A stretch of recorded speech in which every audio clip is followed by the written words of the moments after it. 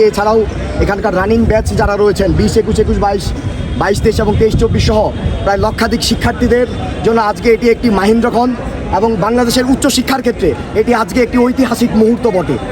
আজকে বাংলাদেশের 5ম স্থায়িত্বশাসিত বিশ্ববিদ্যালয় ঢাকা সেন্ট্রাল ইউনিভার্সিটির মাননীয় ভিসি মহোদয় প্রথমবারের মতো তার প্রশাসনিক কার্যক্রম শুরু করেছে। উনি ক্যাম্পাসে যাচ্ছেন। আপনারা জানেন যে ঢাকা সেন্ট্রাল ইউনিভার্সিটি 7টি ক্যাম্পাস রয়েছে। তো উনি আজকে ঢাকা কলেজ ক্যাম্পাসে উনার শিক্ষার্থীদের সাথে মত বিনিময় করার মাধ্যমে উনি উনার ভিসি হিসাবে যেই কার্যক্রম, যেই পথচলা সেটি আনুষ্ঠানিকভাবে উনি শুরু করলেন।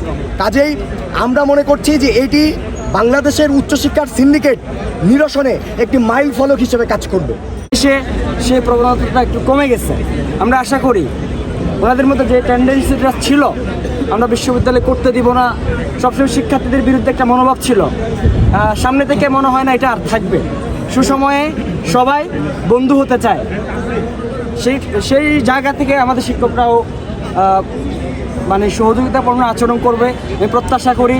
যেহেতু একটা বাংলাদেশের 5ম স্বায়ত্তশাসিত পাবলিক ইউনিভার্সিটি হিসেবে ঢাকা সেন্ট্রাল ইউনিভার্সিটি আত্মপ্রকাশ করেছে, যাত্রা শুরু করেছে, আমি বিশ্বাস করি সবার সম্মিলিত প্রয়াসে ঢাকা সেন্ট্রাল ইউনিভার্সিটি বাংলাদেশের মধ্যে টপ লেভেলের একটা ইউনিভার্সিটিতে পরিণত হবে খুব দ্রুত সময়ের মধ্যে ইনশাআল্লাহ। এই শিক্ষকগুলো তারা একটি সমাধান বের করেছেন, সেই সমাধান ঢাকা সেন্ট্রাল ইউনিভার্সিটি। শুধুমাত্র একজন অভিভাবক আমাদের প্রয়োজন।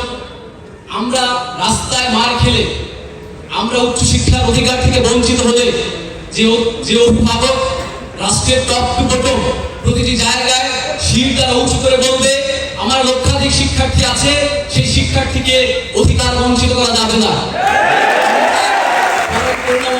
মহান সৃষ্টিকর্তার প্রতি অশেষ কৃতজ্ঞতা জানাই।